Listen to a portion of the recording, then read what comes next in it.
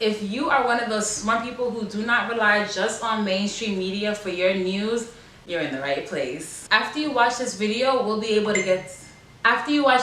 will get a much better understanding of the economy, understand what factors are going to trigger the next economic collapse, and what you can do to make sure you're prepared and you get like the rich. Everything goes on sale for the rich. There are a lot of things that they have been just sweeping under the rug, and instead of talking about the real problems, we're talking about the trade deal, Russia, free healthcare for all, I don't know. Be sure to stay till the end so you can see why I think it's worse than 2008 and why you shouldn't listen to people giving you specific the world will end dates on the recession, because quite frankly, nobody knows. All that and more, so make sure you keep it locked. It's Crystal with the Cash Compass. Alright, so welcome back. I am here to teach you all the things that you should have learned in school about money, but, well, and dip with it, don't throw down, take a sip with it and lean back. I don't know. Please be sure to subscribe because we talk about everything from the economy to personal finance to investing. So let's get right into it. The economy is no different than your broke Uncle Joe, okay? I don't know why people put so much power in the government, but ultimately we're all human, right? We overspend, we go into debt, we get ourselves in holes that we can't dig ourselves out of, and that is the same exact thing that's going on with our economy today. We in the United States have a lot of debt that, quite frankly, I don't think will ever get paid, and if it does, we might experience some sort of high, crazy hyperinflation like Zimbabwe or more recently Venezuela. So I've talked about inflation, low interest rates, and manipulated unemployment numbers in this video over here. So if you want to get a more in-depth understanding, click that. But long story short, there are other indications that there is some sort of problems in this economy, and maybe we are just kind of so clouded with a whole bunch of other distractions that we don't notice it. But it's right in our faces. Most people do not understand the way the system works, and honestly, if they did, they probably wouldn't be so gung-ho about voting, but that's another controversial topic for a different day. But for those who do care, there is a pyramid that I'm going to be showing right now, and this basically shows what's going on as far as levels of power and what would happen if you follow the money. So on the bottom, you can see us polluting the air and playing patty cake. And then above us, you'll see the government, and above that, the corporations, the banks, and then the central banks. And the central banks are really where all the action happens. So basically, the central banks can print money to stimulate the economy by getting that in the system through the banks, which would increase the money supply and force interest rates down. It's a little bit more technical than that, but the big takeaway is that they have a huge impact on the status of our economy. So their policies, which are the monetary policies, coupled with the government's policies, which are called the fiscal policies, those two coupled together equal a whole bunch of So I'm going to go into detail, but the next collapse is definitely going to be caused by the central bank policies, the government policies, and most importantly, not smashing that like button for the YouTube algorithm.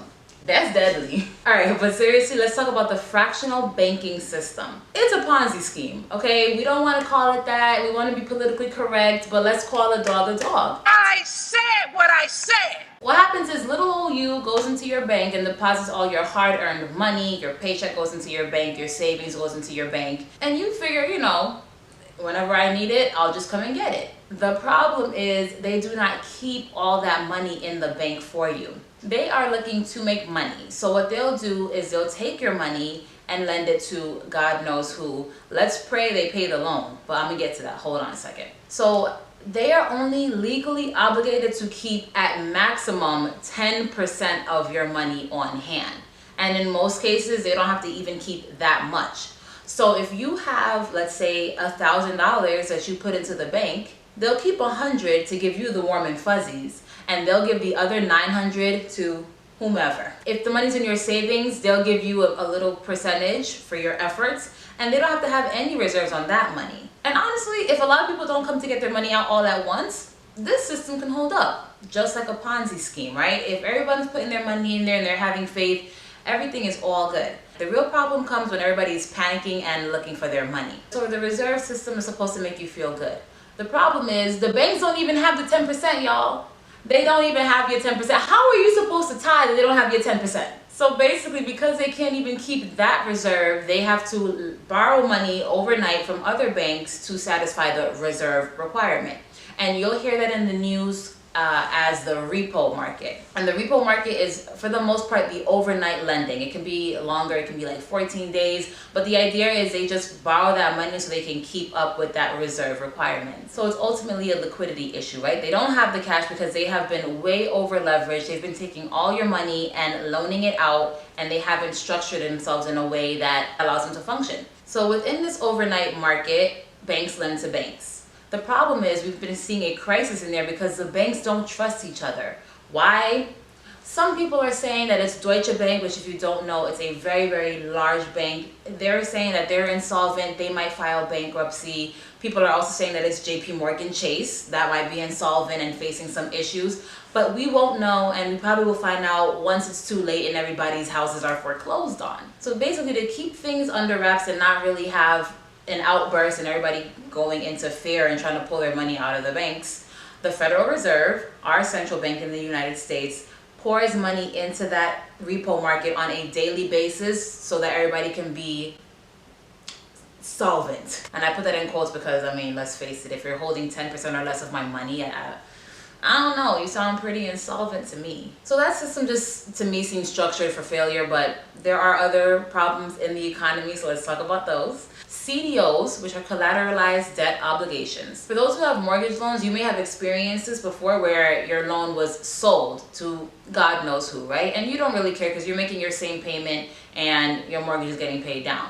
But what's happening is they're taking your loan plus a whole bunch of other people's loans, balling it up, packaging it in a cute little bow and giving it out to random people as investments. The problem is once they collect all these loans and they bunch it together, it gets a little bit more difficult to see if these loans were bad or good, right? Like if you're loaning it to somebody who just has a pulse, they don't have a job, but they're alive, so here you go, here's $500,000. It's not as easy to identify that when it's grouped up under these collateralized debt obligations, these CDOs. So to make these more attractable to investors, they divide them up into levels, which are technically called tranches. But the idea is people who are going to get paid first, they have a better rating. In the middle, not so much of a good rating. And then the equity, which is not rated well at all, but they get the highest return. So kind of like that greater risk, greater reward. If I've lost you, let me know in the comments. But if they cut it up this way, they can give these loans to pretty much anybody. Now your pension that you're depending on, guess what? Here goes some loans that look good because you're going to get paid first, but it really might have some completely shitty loans in there. But because you're going to get paid first, you get a AAA rating.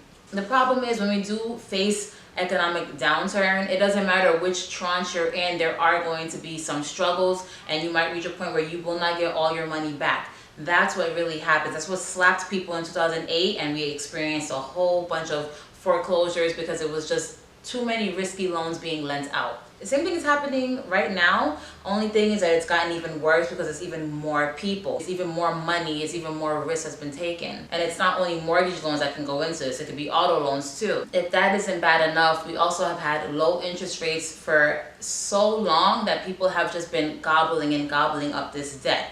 It has been much more affordable to go into debt for silly things like a mattress or a PlayStation. I mean, before we had layaway, now we have credit, right? So it's like, don't worry about it. Just make some payments for the next 7 years on your mattress and sleep tight. When you're thinking about the economy, think about it like an individual. It's not this big, untouchable, super powerful company. It is regular human beings, right? When you have so much debt that even the payments are just too much because the interest is just taking over your life, you'll reach a point where you're not going to make it. As if all of that isn't fun and confusing, we also have something else that's going on in the world that's a little bit interesting. It actually makes absolutely no sense. We haven't seen it in the United States, at least nominally, but we probably will, okay? And that is negative interest rates. You heard me. I'm gonna come to you and say, hey subscriber, let me borrow $1,000 and let me borrow that for like a year. And when I give you the money back, I'm only going to give you back $980. Deal? No, nobody in their right mind would loan money to expect to lose money.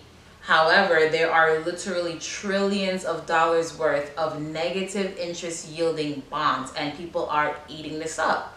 Does it make sense? No. I can't even explain this. Honestly, go look up some YouTube videos and you'll see that everybody is pretty much confused. It's a very unusual phenomenon. We pretty much base everything on the time value of money, right? So it's like, if I'm gonna loan you some money, I'm gonna need a little bit more back.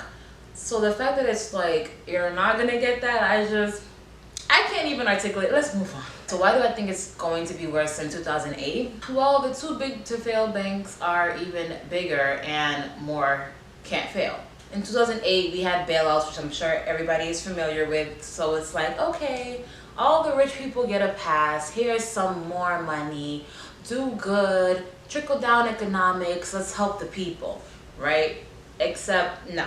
All that did was cause more greed, and it did not actually trickle down to the little people, right? So what happened? These people got their bailouts. They bought back their own stock. They inflated their own prices in their corporations, and wages have not increased. Same thing with the tax cuts. Tax cuts happen, stock buybacks happen. And we're not seeing dramatic increases in your pay. We're not really seeing new high-paying jobs. They'll talk about the jobs number all the time, but it's like, look at the jobs they're bragging about. We are losing manufacturing jobs, high-paying jobs, and we're getting more jobs at Walmart. Them people don't even work. No offense if you work at Walmart. The point is, it's not really about the quantity, it's about the quality. So you have to always look a layer or two or seven deeper, because a lot of the truth is really hidden amongst a whole bunch of numbers. So the same problems are going on as they were going on in 2008. People have just become more greedy, have become more reckless with loans, and just way over leveraged.